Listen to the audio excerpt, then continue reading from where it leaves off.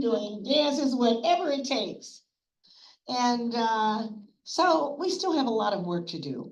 But one of the really wonderful things we've had a chance to do is to establish a partnership with the Goodman Theater, where I spend some time working as a teaching artist. And through that, we developed this wonderful program called the New OLLI Orators. So these people have come to the Goodman from OLLI and done a whole program telling their stories and just bringing their energy, the OLLI energy, to the Goodman.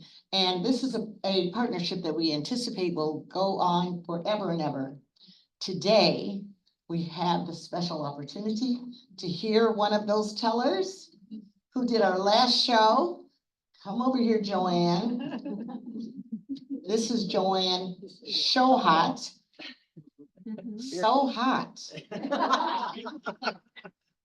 With her story, riding the CTA. Let's give her a big hand.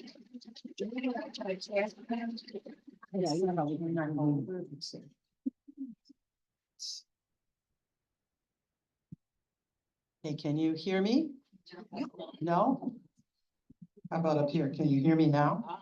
Okay, great. That'll be good. Okay, folks, you know, I don't have this memorized because that's not my capability anymore. So, okay, Chicagoans. Do you know the absolute best deal in town? Do you? It's a ride on the CTA.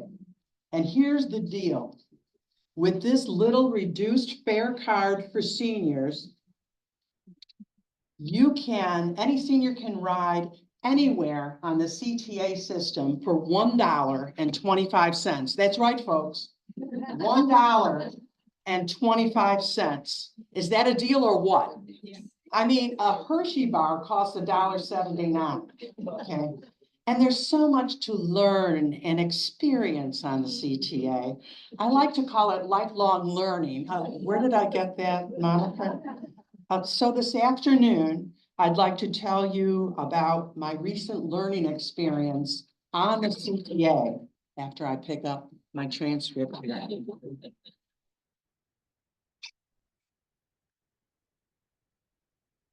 Okay, I'm back. So one day recently, it was afternoon rush hour. I'm waiting on the Roosevelt Road platform for the Green Line, and I know just where to stand for my L ride. The train pulls up and stops, and I do exactly as planned. I enter the first car at the front doors. And as is my custom, when I first enter an L car, I immediately look to the back of the car. And on this occasion, I see that the L car is empty. Well, where is everybody? It's rush hour. An empty L car? This is unusual. As the train starts to move, then I hear it. An extremely loud music, like I'm in a 70s disco, coming from in back of me. So I turn around, and there are these two older African-American guys sitting in the front of the car. I say older because they have gray hair like myself. And they're sitting across from each other, playing music from a cell phone and singing along with the original artists at the top of their lungs and in perfect harmony. The tune they were singing, I recognized as being Motown style, but I didn't recognize it. So I'm thinking that it didn't cross over. Anyway, I sat down just south of the car's front doors. And when the tune came to an end, the two guys turned to look at me, looking like, what's she gonna say?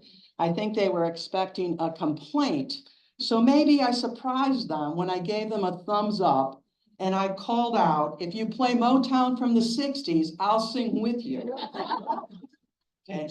So here we go, ladies and gentlemen. The three of us are singing Motown hits with the original artists at maximum volume from one guy's cell phone in pretty good harmony, if I do say so myself, on the Green Line heading west to Harlem. No, that's south. West to Harlem.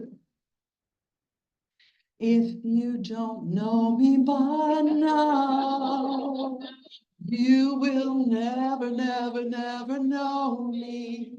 Ooh, You get the idea. We get to Adams and Wabash, crowded platform, the doors open. No one enters our car. We're still singing. You can't hurry, love, no, you just got to wait. She said, love don't come easy. It's a game of give and take. Good for you. We get to Washington and Wabash, crowded platform. The doors open. No one enters our car. We're still singing. Whoa, good God, y'all. What is it good for? Absolutely nothing. Say it, say it, say it. We get to Staten Lake. And a few brave souls enter the car and take their seats. We're still singing and they're pretending they don't hear us as they intensely look out the windows. We travel on to Clark and Lake, and yes, folks, remember now, it is rush hour, and Clark and Lake is a major transfer point for the L. So people are coming into our car at Clark and Lake, and we're still singing. And now, this is where the magic begins. All those commuters on the L, you know what I'm talking about, old and young, black, white, brown, males and females, all on their way home after getting out of school or work, start singing with us. It's a regular day camp bus. At Morgan and Lake, a 30-ish woman gets into the car calling out, no violence in this car, and she starts singing with us too. Papa was a rolling stone. Wherever he laid his hat was his home. And when he died, all he left us was alone. You guys are good. Okay.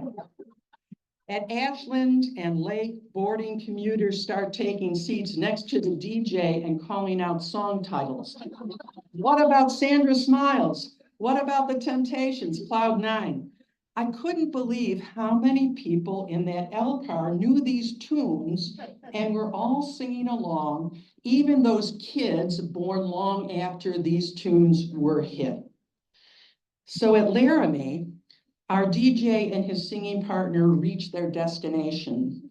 They get up and they exit, waving farewell, amid folks waving back and calling out thank yous and God bless yous and fond goodbyes. So the music stopped, but the commuters then were all chatting with each other like at a class reunion, like at a gathering of old friends, animated and familiar. The no violence in this car woman is a mom. She told me that she was on her way to Rush Hospital, Oak Park, to meet her son as he got off of work. He had just graduated from high school and got a job there. She was meeting him so that he wouldn't get into any trouble on the way home. Aren't we all concerned about our children and do whatever we can to help them be successful? Don't we all have similar hopes and dreams and concerns for our families? Aren't we all more alike than different from each other? This is just one example of the lifelong learning that the CTA provides. Similar experiences are waiting there for you. And if you're old enough, you too can experience these kinds of adventures and more for just $1.02 on a CTA reduced fare card. Doors closing. Thank you. Thank you all.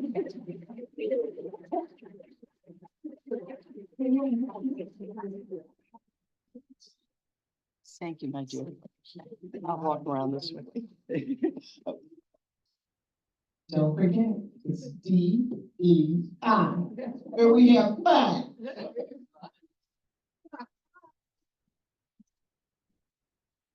Thank you, Joanne. Thank you, Geneva. And with that, I'd like to begin the rest of the fall preview. Martha, it's you.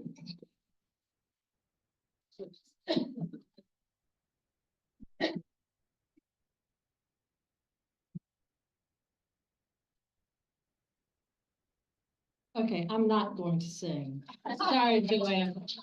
You know, my singing days are over. Maybe dancing, but we'll see. Thank you, Emily. Geneva, thank you. And Joanne, that was great. Appreciated that very much. It brightens up this afternoon that as you look at it, it's getting a little tiny bit cloudy. And those of you who took the chairs, don't take any more of these chairs. They're designated. I want to thank the study group because Emily said it already. The study group is what we're about. You know, we come to do our lifelong learning after we get off the L. So we appreciate the fact that there are several of you in here who are longtime coordinators, short-time coordinators. We can always count on you, coordinators. So coordinators, thank you for what you do for OLLI. It's been a pleasure to be the study group chair and to get to work with all of you. And there are a couple people who I don't recognize, and I don't know why I don't recognize, but I need to ask. Rick Kern, are you here? There you are. Okay, Rick, thank you. You sneaked in on me. And what about Ben Swartz? Did you sneak in? And Marianne Hayes? Okay, no wonder I couldn't find them. All right, couple of things to talk about for the procedure, what we're going to do today. You've all been here before. We've done this before. The first 10 people on your little secret private list that I passed out are going to start over here, 1 through 5, 6 through 10 over here. The second set of people, the second 10, same process, okay? Very easy. So when the last person in the first group is finishing, and that's going to be Joe Hinkle, start getting your stuff together so you can all get up in mass and come up and take their chairs, okay? And we thank you to Pat Stankard for putting together the list of all the study groups that are going to be offered in the fall. We've got, I think, 51 or 2 this time. And they all sound interesting, and we can't all take all of them. So register as soon as the 9 o'clock thing opens, whenever it starts. There are some groups that are, Joe called them when he and I were on the study group, the franchise groups. We know we can always count on Washington Week. We know we can count on Foreign Affairs. It's going to be there. The New Yorker, the writing groups, those groups are going to show up. It's all of the new ones that we're going to talk about today, the ones we've never done before. So get ready for the excitement. One thing I want to ask you not to do today, please do not raise your hand and say, when is that group going to meet? Because we have not finished the process.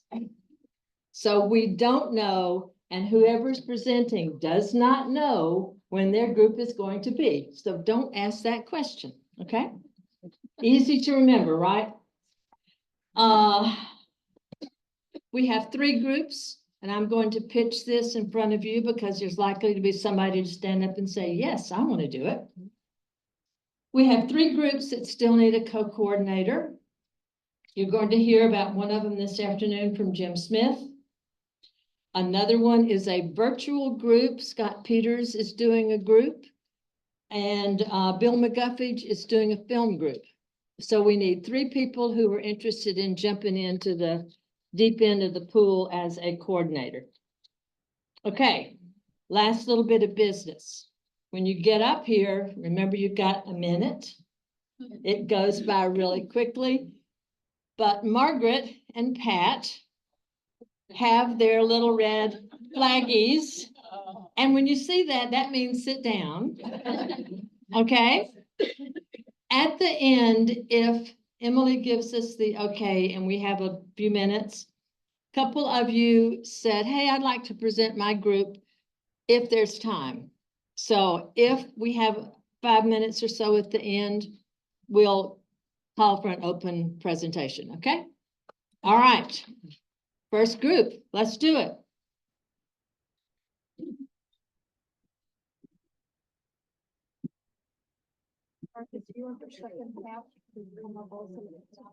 No, I want the second half over here. 6 through 10. I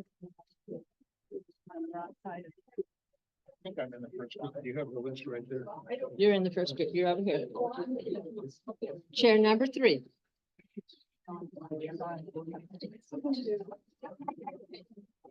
You know, I knew I couldn't trust them to line up. I mean, here they are. Okay. Are we good? Okay, when it's your turn, come up here, pick up the mic and do your thing, okay? They are not on that sheet. They are going to tell you what their group is, and you look on the sheet and you say, oh, it's that group. Are there any more sheets? I'm sorry. Sorry, we did our best. Okay, Diane, you're up. Thank you. Hi, everyone. I'm Diane Dunn. And I am going to be coordinating along with Tim, where's Tim Atkins, a 7-week study group. And it is Alice Munro's short stories and the lyrics of our lives. So this is Alice Munro, by the way, Canadian writer, very well known, beautiful writer, died May 14th. So we are going to honor her memory by reading the book Dear Life, which is a collection of some of her best short stories. And we're going to pair that with some of the best known songs by Canadian artists. So that means you're going to hear the lyrics from Leonard Cohen, Joni Mitchell, Gordon Lightfoot, Alanis Morissette. We might even throw Justin Bieber in there. Goes really fast. Cool, cool. Okay, 7 weeks, it's gonna be a great one. That one for you.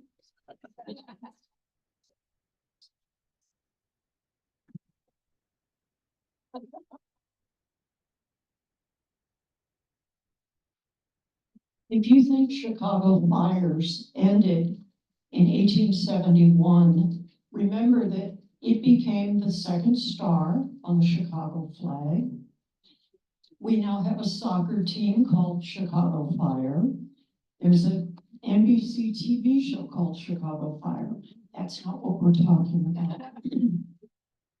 In 1871, once the flames were extinguished, but we're going to offer a study group that will stir the embers, offer a spark to ignite your interest in learning about major Chicago fires that occurred between 1903 and 1993.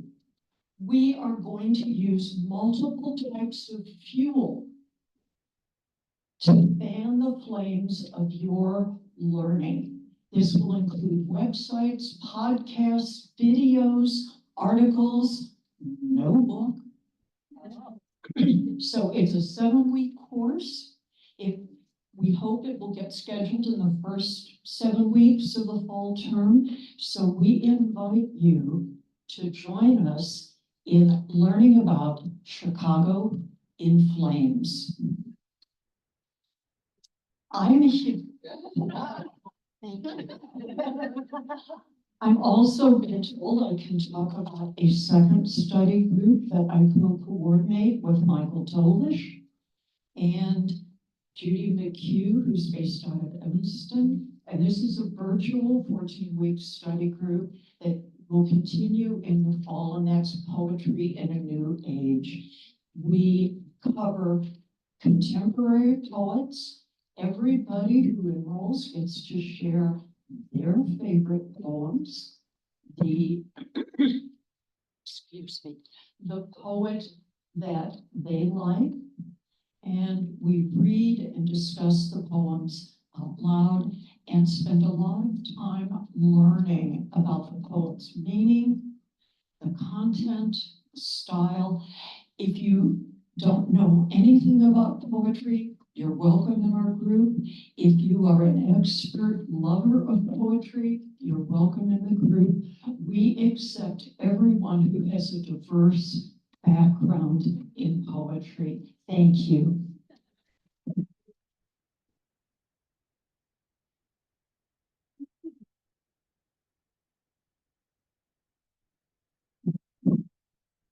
Good afternoon, everybody. My name is Ed Kleinberg, and as Joanne so beautifully sang, one of those songs that she started her great presentation was about meeting people on the CTA. Well, we're going to do a course, a 14-week course, based on this book, How to Know a Person.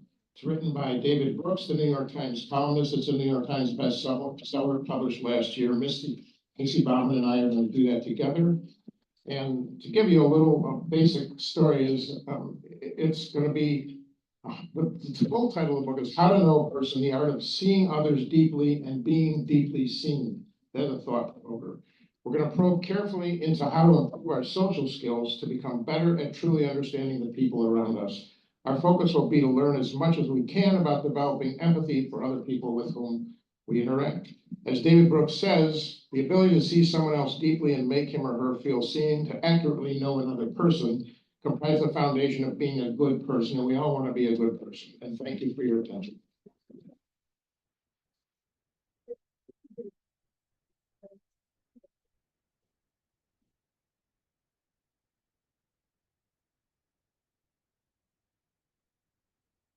I'm doing two groups, so I'll start with the first one.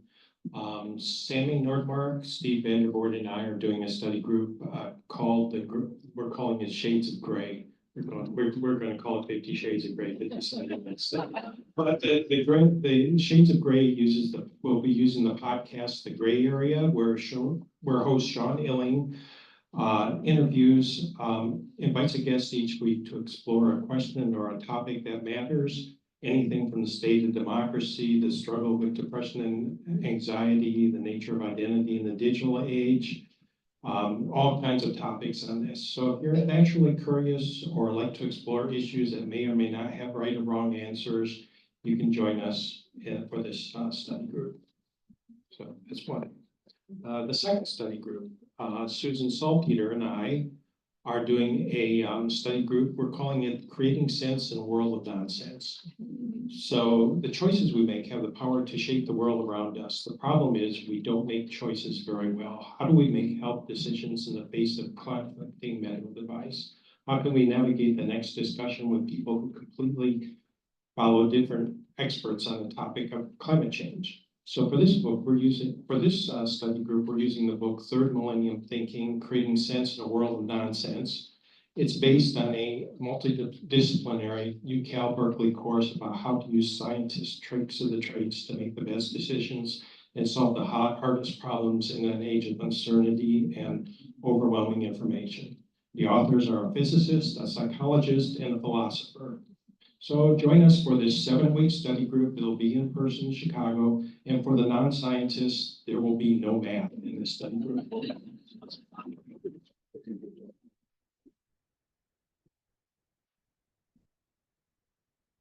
Good job. Good afternoon, I'm Jim Smith. We take our division today into red and blue America for granted. But how did this come to pass? Perhaps there's more to it than parties, politics, candidates, and classes. Perhaps we're divided because of our competing and conflicting national myths. This is the thesis that Richard Slotkin explores in his newest book, A Great Disorder, National Myth and the Battle for America.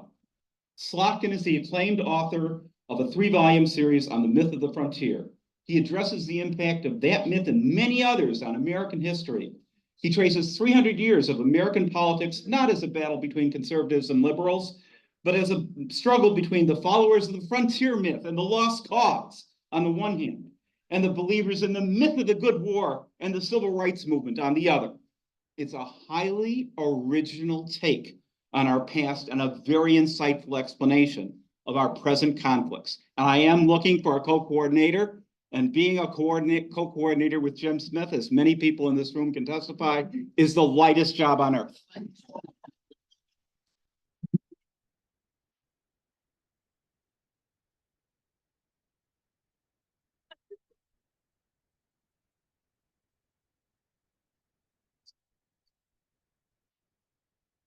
Hi, I'm Pamela Radke, and Tom Harrison, who couldn't be here today, and I are co-coordinating a class on the new 2024 book Fluke. Let me hold it up. There it is. It's really cool. Okay. It's called Fluke, Chance, Chaos, and Why Everything We Do Matters by Brian Klaas. He's a professor of global politics at University College in London and contributes to the national magazine, Atlantic Magazine. Fluke does a deep dive into how our world works, whether everything happens for a reason or stuff just happens. It explores how seemingly inconsequential actions, the flukes in our life, can change not only our own lives, but the course of others. For example, American statesman Harry Stimson and his wife fell in love in Kyoto, Japan during a vacation in the 1920s. Fast forward to World War II, and Stimson is now Secretary of State.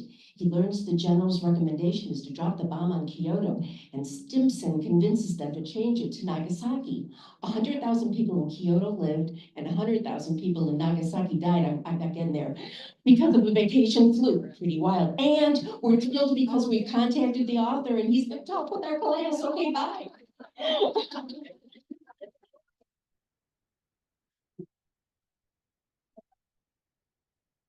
Goes really fast, doesn't it? I haven't even started.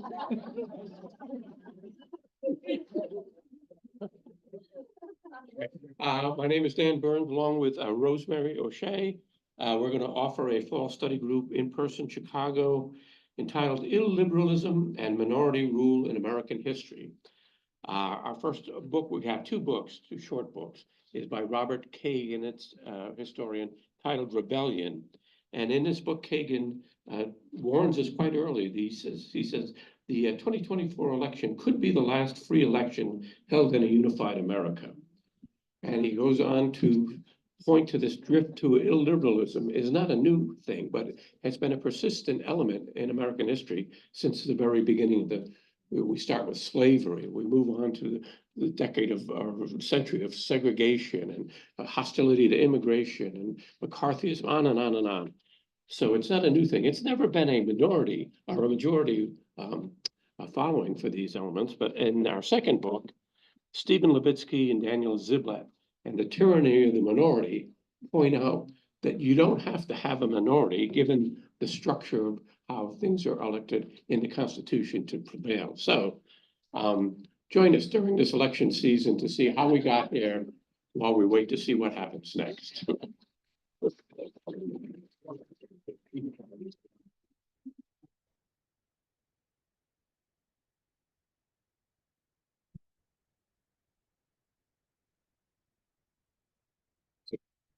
When does it start? When I lift this up. Okay, Richard Kranz and I are going to be doing a class called Impending Crisis. David Sanger, I'm sorry.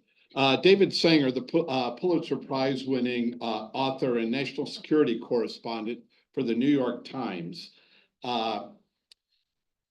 agrees that we are now in a three-party Cold War involving China's rise, Russia's invasion, and America's attempt to defend the West.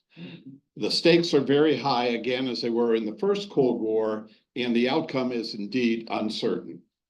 We will use Sanger's book, The New Cold War, for the class, and this will be a 7-week class for the second half of the year. So if you're going to spend a lot of time in Michigan and wait to come back, this is for you. Secondly, Dixie Johnson and I will be doing a class called Revolutions, Past and Present. While we frequently think of revolutions as being political in nature, Fareed Zakaria points out that in his new book, Age of Revolutions, that revolutions have frequently been technological or economic. He does that by examining a series of revolutions from 1600 to present. So we'll be looking at those past revolutions and 4 revolutions that he's identified in current times to decide whether, in fact, they are technological or whether economic or political, and what could be the outcome of those revolutions. So join us. Yes, thank you. Okay, so next 10 people, come on up. And while they're coming up, Bob Eder is doing a virtual group and he wanted us to not forget about his group. And it's called Plato or Aristotle. And they're going to have a book that's called The Cave and the Light, which sounds ominous. It's by historian Arthur Herman, and they're going to read and discuss the fascinating and sometimes little-known impact of Plato and Aristotle on Western thought, economics, and politics. So, Bob Eder is doing a virtual group, and the name of it is Plato and Aristotle. Okay, who's first? Richard.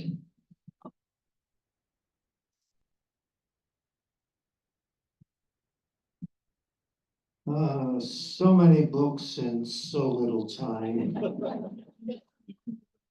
1848, the United States acquired from Mexico more than 500,000 square miles of new territory, setting off a decade-long political struggle to undermine whether this new territory, to determine whether this new territory would be slave or free.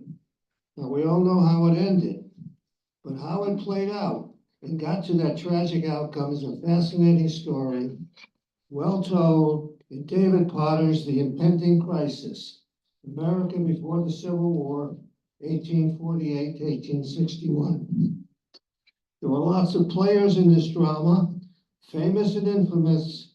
Potter brings them all to life in describing the roles they played and their motives for doing what they did. The book has been described as the single best account of the coming of the Civil War. I think you will all agree. Thank you.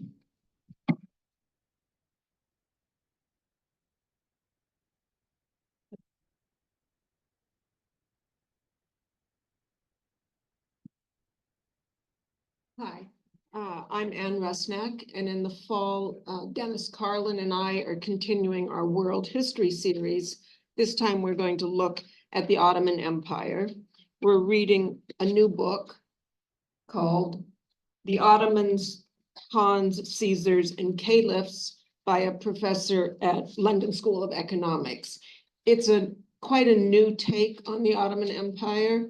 Instead of seeing it as the other side of the Mediterranean, he sees it as an integral part of European history. Should be a really interesting read, and we hope you all join us.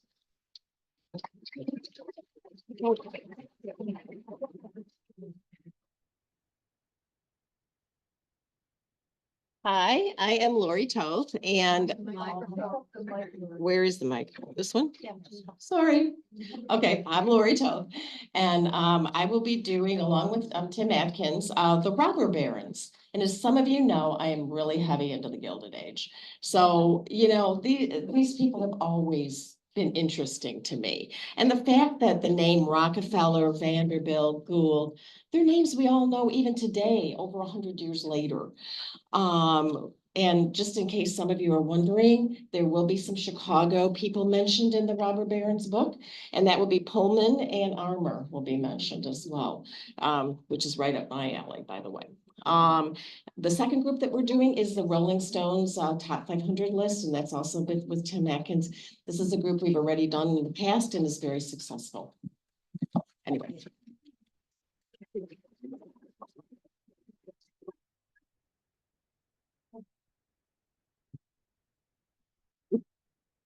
Hi, I'm Pat Stankard, and I'm going to be doing a study group with Martha Bills, where we're going to learn about French history in a fun way by going on a driving trip through France.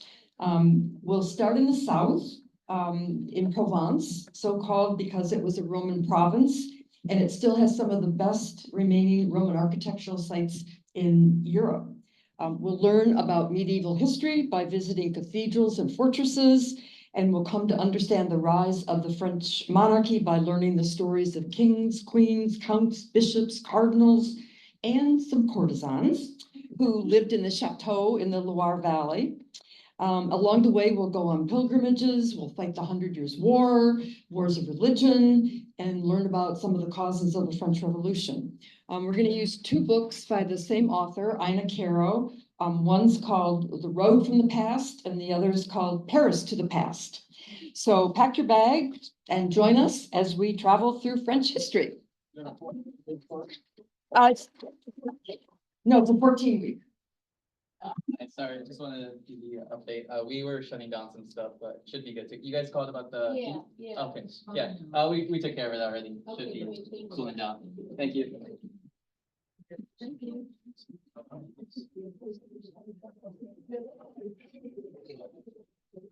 Okay, hi, I'm Rick Kern. Sitting members of Congress aiding and abetting a plot to overthrow the government. Insurrectionists criminally charged with plotting the end of American democracy for good. Justice Department prosecutors under crushing political pressure. This describes the political environment in our country today, right? Well, I was really talking about the late 1930s and early 1940s. Linda Listrom and I are coordinating a 7-week study group in person in Chicago entitled Ultra, the Plot to Overthrow the Government and Democracy in the 1940s. Ultra is the name of an 8-episode podcast by Rachel Maddow, which tells the all but forgotten story of American extremism getting supercharged by proximity to power. When extremist elected officials get caught plotting against America with the violent ultra-right, supported by Nazi propaganda supplied by a German Nazi planted here in the US, this is the astounding story of this conspiracy. And 2 more sentences. I'm done. Okay. Thank you.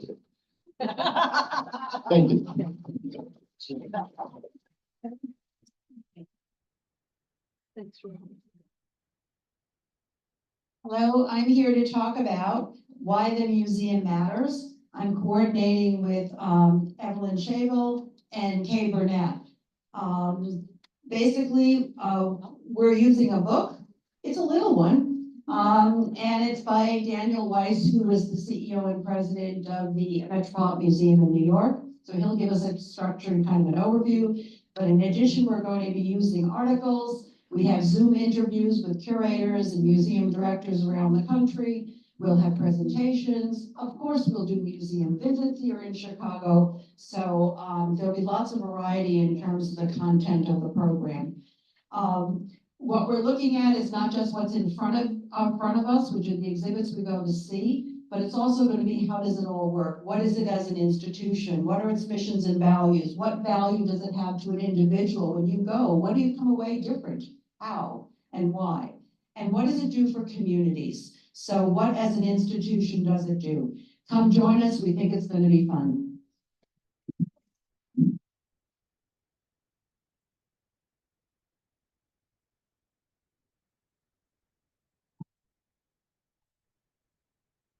I hope I can operate this well. I have a teacher's voice, so I talk loudly. I'll hear 2 words today: chaos and classics. Marcy and I are coordinating in the fall, a full 14 weeks, continuation of what I guess Martha called the franchise courses, Great Conversations, in person in Chicago. And we offer, in addition, our centerpiece is Anna Karenina. And all of us know the first line and the ending. Do you know the middle? And in addition to Plato and Aristotle and some of the other wonderful classics, we offer a potpourri book that talks about artist fiction and nonfiction, Aristotle, Plato, Locke, Hobbes, Tolstoy, Chekhov, Gogol. So we invite you to come and be peaceful in a pond of classics. Gain tranquility.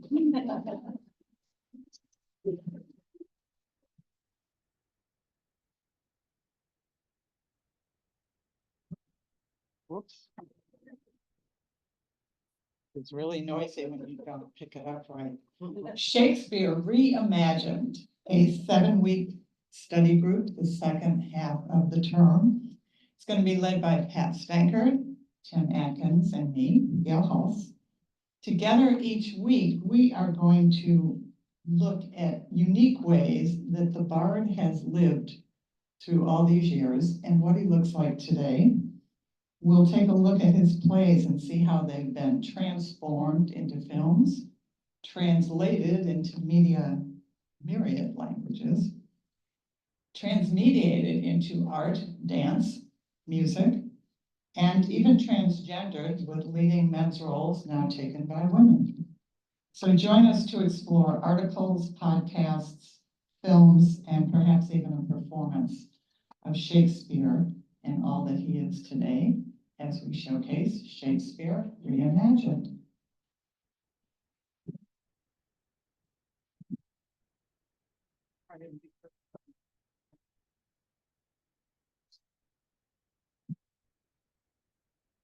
Small but mighty.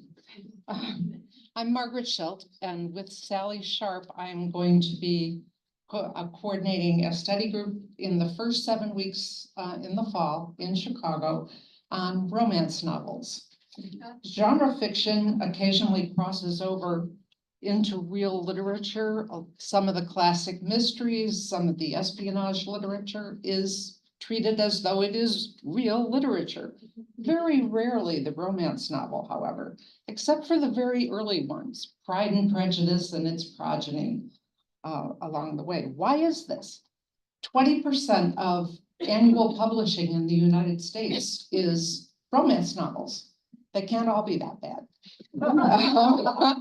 We're going to read 7, one each week for the 7 weeks of a curated list of romance novels, and we hope to find some good literature among those. We'll come to our own conclusions, so join us.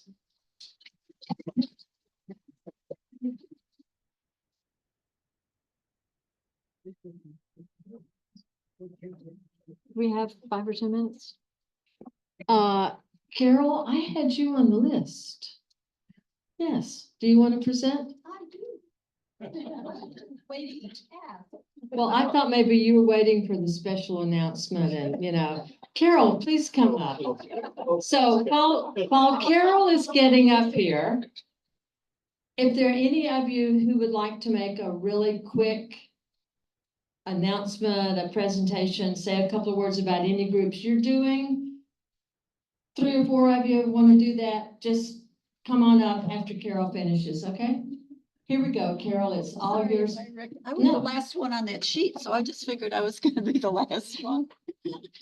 Thank you. Hello, I'm sorry I'm such a dolt. Okay, our book, The Coming Wave by Mustafa Suleyman. And our coordinators are Ted Davis and Dorothy Balabanos. I don't know, I know Ted's not here. Is Dorothy here? Yeah, she was. Oh, see there you go. Anyway, okay, so I want to give you 5 reasons, actually maybe more, for taking our study group. Okay, and I'm going to go through it very fast. Okay, number 1, it's about AI. No surprise there. Why now? It's because it's already here. You're already absorbing it. No one's pushing it on you. You love it. Chat GPT, 0 lovers. All right. Okay. Second, because it's going to impact you, your descendants, and your world virtually in every area of your life. Number 3, because it's going to impact our country, our government, and the government of every other country in the earth. 4, because it's going to impact the future of our planet with global warming or not. And other planets that we are visiting. Oh, do I have to stop? Can I go really fast? Okay, because these, and number 5, okay, because these impacts that I just told you about will be either positive or negative. They will be either miracles or destruction. And for the first time since our planet was formed, it's going to be driven by a non-human entity that has no emotion. And so the question becomes, how do we stay human? And that is the subject of our class. Our author is the top mind for AI in the world. His name is Mustafa Suleyman, and he created DeepMind. Our discussion is not technical. I'm leaving now. Our discussion is not technical, and it will have other experts and philosophers, including Yuval Harari. Thank you, and please join us. Sorry.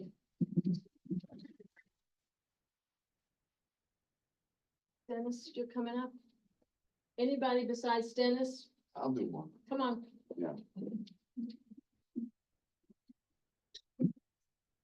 Hi, everyone, although I don't like to follow Carol. This is for Tom Swanstrom, who couldn't be here. We're gonna do another film class. This is really gonna be special. It's the early films of the great directors. We're gonna do films of David Lean, the Coen brothers, Coppola, Alfred Hitchcock, Elia Kazan, Martin Scorsese. Not necessarily the ones they won Academy Awards for, but the earlier films, which are all great films. So we hope you'll join us next year. Anybody else?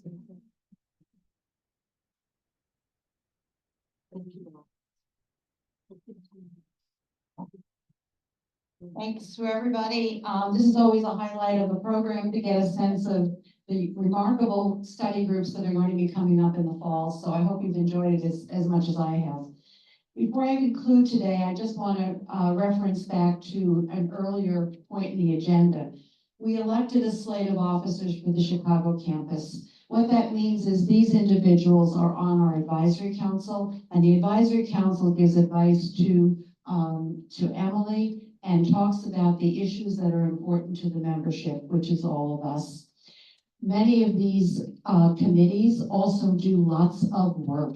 We have 1,300 members. There's a lot of things that need to be done. We had greeters today with Diane Valencia and the membership enrichment. We had Geneva and their study groups. We had Dorothy and academic enrichment. I'm going to forget somebody. Study group, make sure that we vet and create a catalog and have things that happen. Coordinator development. This doesn't happen without people who are willing to give time and talent. You'll notice we didn't have tables today. Last year we had tables and we had stuff here. And the room was too crowded, so we opted not to do that today. But I hope over the summer, you'll think a little bit about OLLI once in a while, and maybe in the fall, we'll have a dedicated recruitment activity, and we hope you'll make some choices and lend time and talent to OLLI by supporting the people we elected today. So we'll be back in touch with all of that. And with that, I would like to conclude our meeting. We thank you very, very much for being here today. And if I don't see you again, have a wonderful and restful and fun summer. Thank you. Bye-bye.